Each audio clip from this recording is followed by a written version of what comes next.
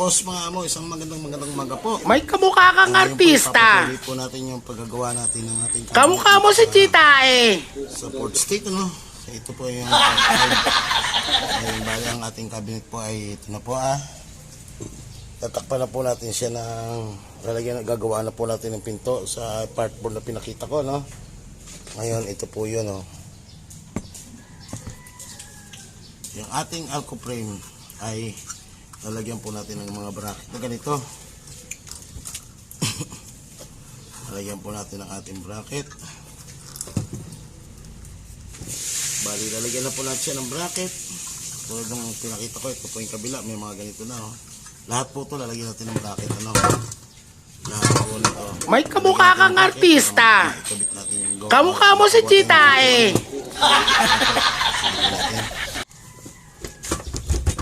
Ang una po ay ganito po gagawin natin, ano? Ito po ay binutasan na talaga natin yan, yung ating bracket. Ngayon po bubutasan natin yan. Walang kurente. Dali lang po, nawalan ng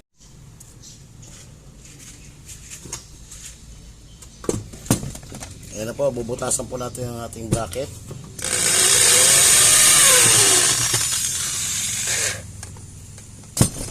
Ganyan lang po, ano? Pagbutas yan, re-rivet naman natin.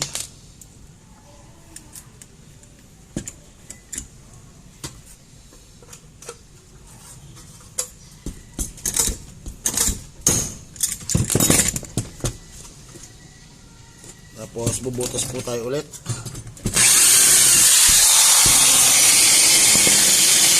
Re-rivet naman.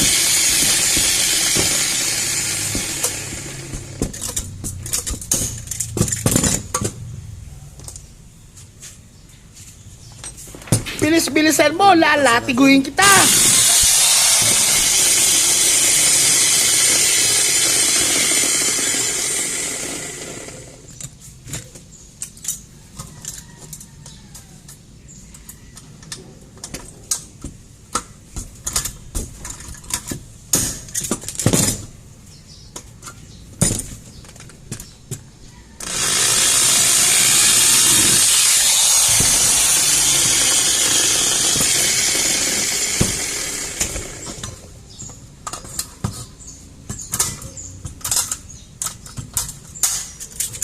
Po, nalagyan na po natin yung pinaka sa kahoy. Ito yung magiging pamakuan, ano?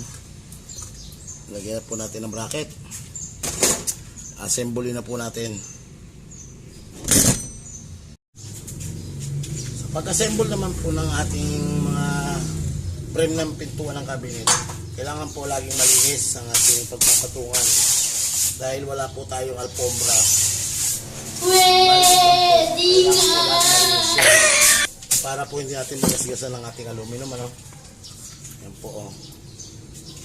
Pinakita ko na po ito ng part 3, yung kinikil pa natin ito. Ganyan po, oh. Pagtamain nyo po yung kanal na, ano, panlabas at panloob.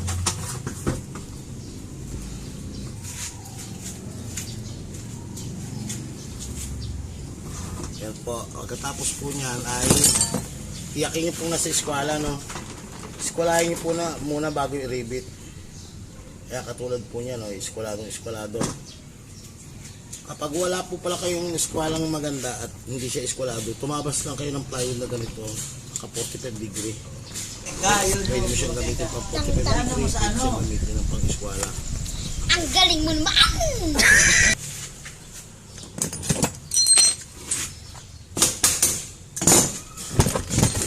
I-rivet lang din po natin to.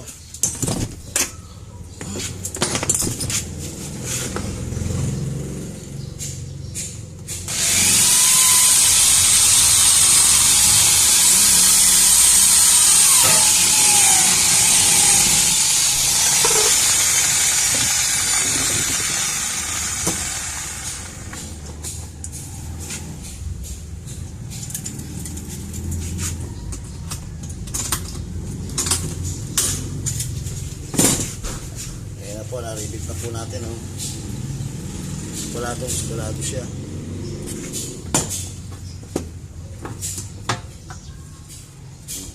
eskwalado po. Walang mintis. Wow, galing! Ang loob, huwag po sa labas ha, kasi sa labas makikita yung pinaka-ribbit.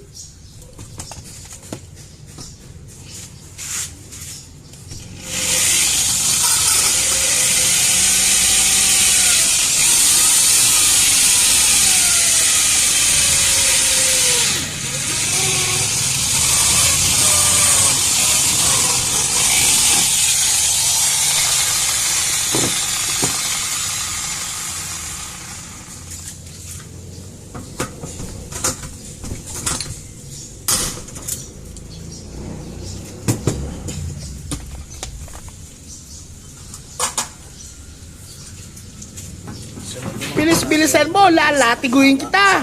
sa kabilang panel naman po.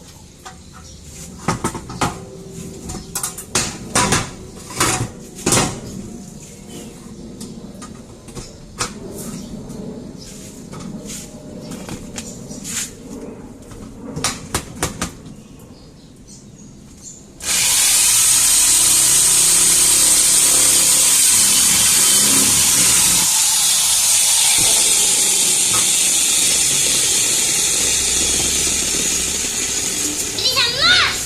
Galing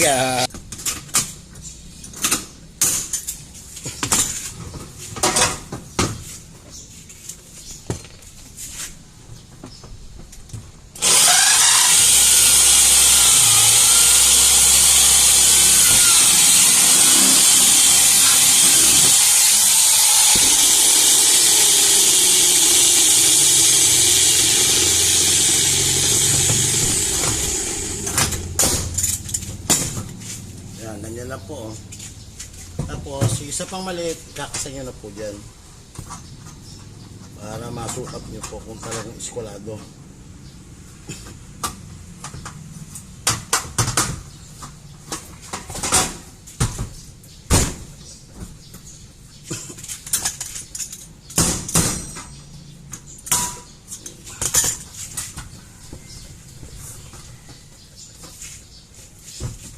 Ayun na po. Meron tayo isang panel. Ngayon po, bago nyo po ito i-rivet, itong pangalawang linagay, kailangan po malagyan mo natin ng bus body. Lalagyan po natin ng bus body yan bago natin i-rivet to. Mamaya po ipakita ko sa inyo. Assemblein ko muna po lahat ng pinto. Medyo mahaba ang video eh. Bali, yan na po. Nabuo na po natin ano. Nabuo na natin lahat oh. 4 na panel. Ngayon, sukatin din po natin siya ano. Ang pagsukat po niya ay dito sa kanal lang. Yan po yung kanal. Hindi kayo lang po sa kanal. Galing.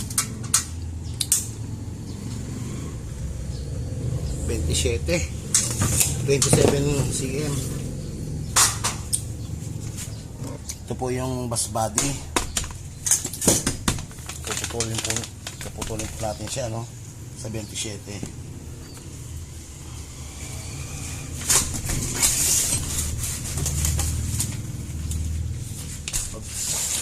Para madali na po kayo, yung nakabuo, kompleto ng gantong buo, nakadikit-dikit na, huwag nyo na pong tanggalin. Pantay-pantay nyo yung dulo, puputulin nyo po yan, sabay-sabay, sukat ng dulo. Bilis-bilisan mo, lalatiguin kita. Ayan ano, puputulin na po natin sa cut-off.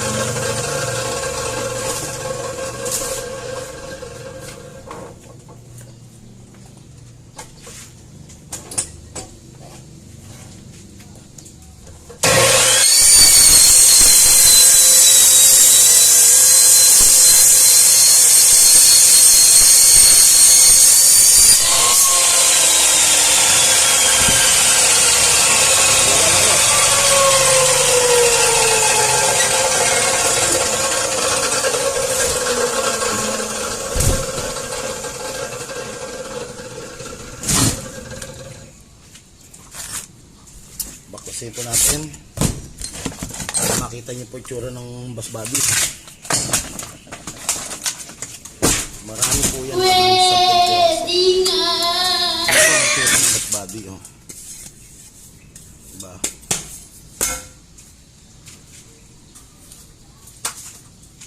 Yan po ikakasa natin dito. So, tinanggal ko yung hindi pa nare-review.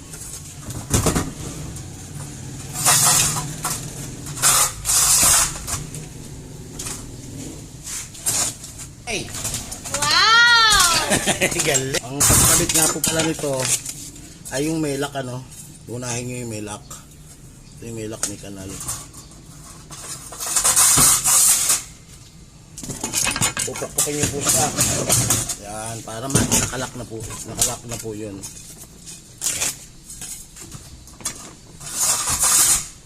Pupok.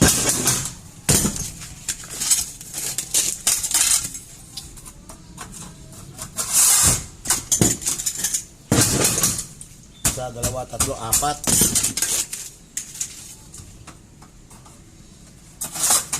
Lima.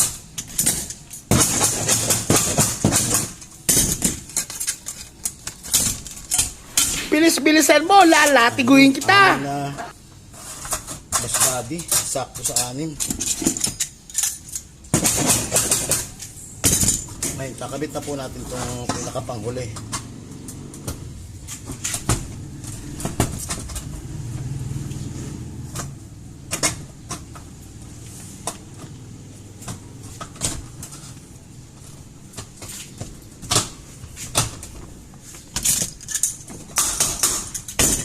I-rebit din natin.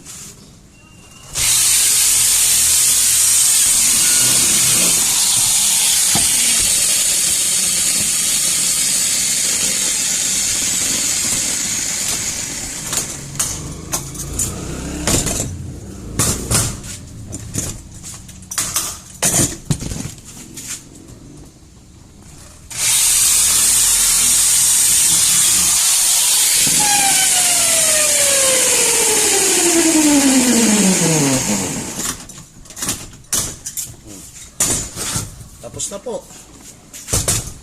Nakagawa tayo isang panel ng pinto. Tanggalin natin yung mga plastic.